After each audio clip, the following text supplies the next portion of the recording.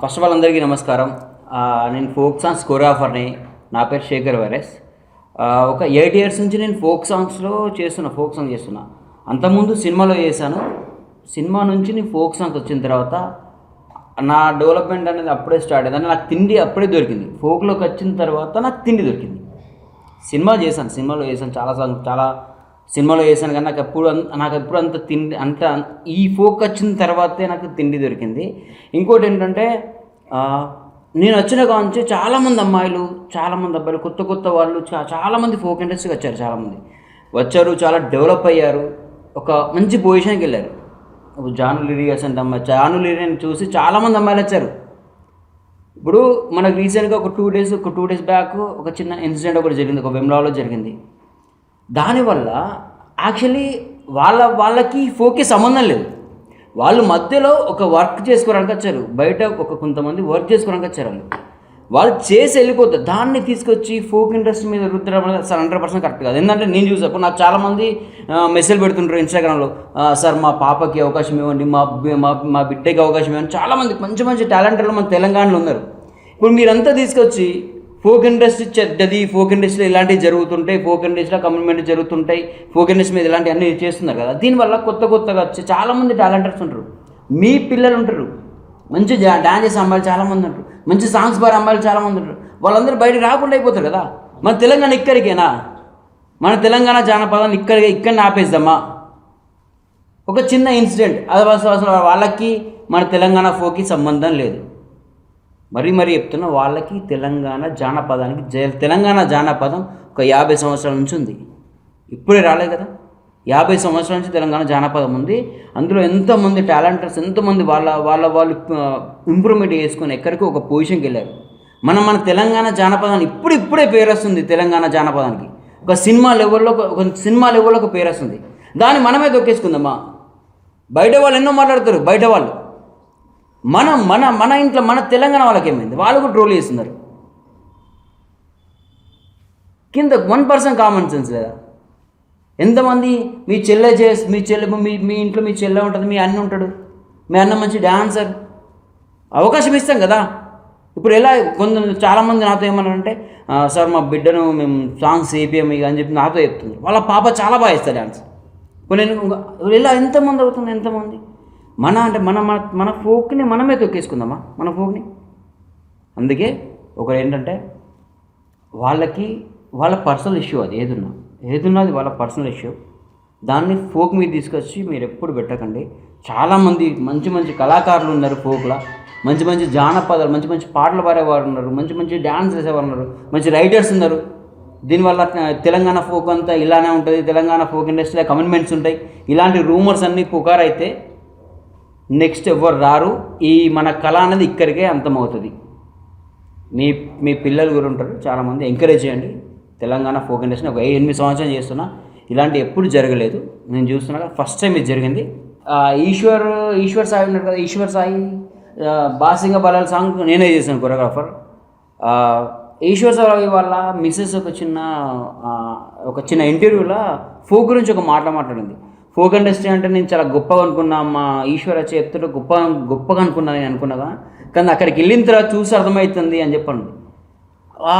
గుర్తుపెట్టుకున్నామ్మా, ఈశ్వర్కి మాధురికి జరిగింది వాళ్ళ పర్సనల్, అది ఫోక్కి సంబంధం లేదు.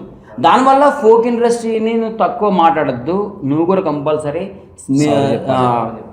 ఈశ్వర్ వాళ్ళ మిసెస్, తన పేరు శరణ్య గారు, ఫోక్ ఇండస్ట్రీని తక్కువ చేసి మాట్లాడద్దు ప్లీజ్. మా అందరి తరపున, ఫోక్ ఇండస్ట్రీ తరపున మీరు ఫోక్ ఇండస్ట్రీకి క్షమాపణ చెప్పాలి కంపల్సరీ.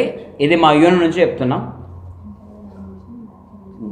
ఇంకొక నెక్స్ట్, చాలామంది ఇప్పటికీ చాలా ట్రోల్స్ చూసామంటే, నెక్స్ట్ ఎవరైనా ట్రోల్స్ చేస్తే మాత్రం కంపల్సరీ ఛానళ్ళ పైన ఎవరో ట్రోల్స్ చేస్తున్నారో అందరిపైన కంప్లైంట్ ఇస్తాం.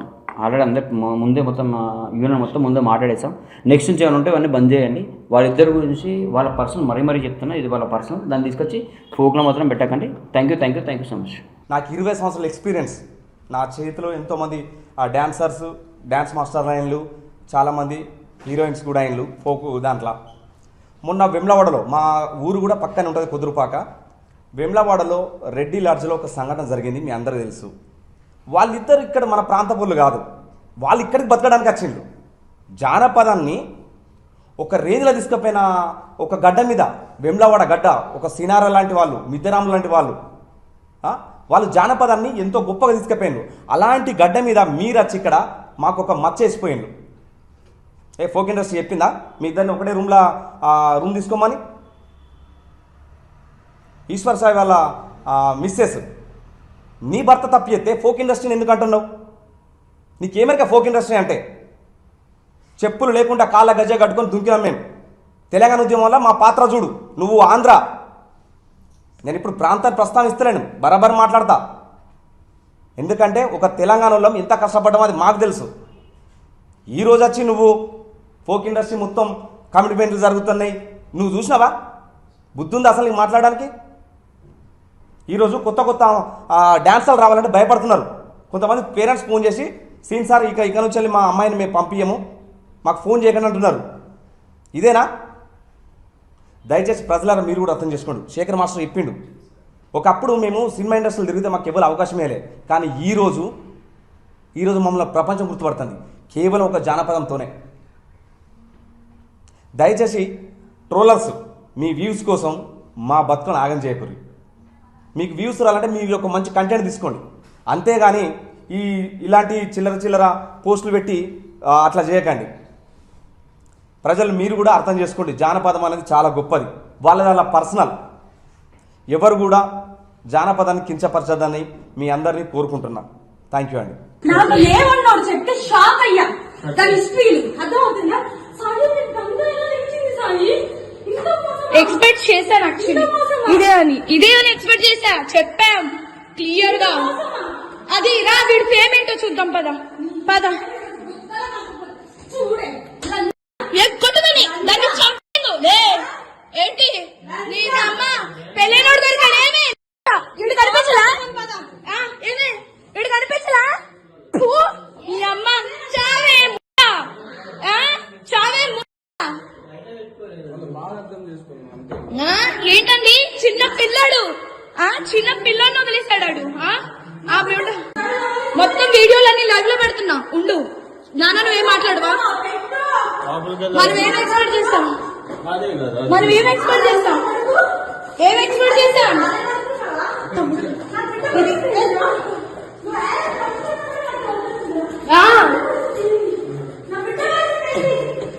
నిన్ను ఫోన్ చేసి నాకొద్దు కేశారు, నాకొద్దు. నా బిడ్డ పరిస్థితి ఏం సాయి? మన ఇద్దరు కలిసి కన్నాం సాయి వాడిని. మొక్కలు చూడు, 10 మంది పడుకునే పిల్ల దగ్గర పడుకుంటే వాళ్ళకి డీటెయిల్స్ ఇస్తే నేను వచ్చాను తెలుసా? బయట నువ్వు తను కలిసి పడుకున్నావు, ముద్దు పెట్టావు కదా, చెప్పు.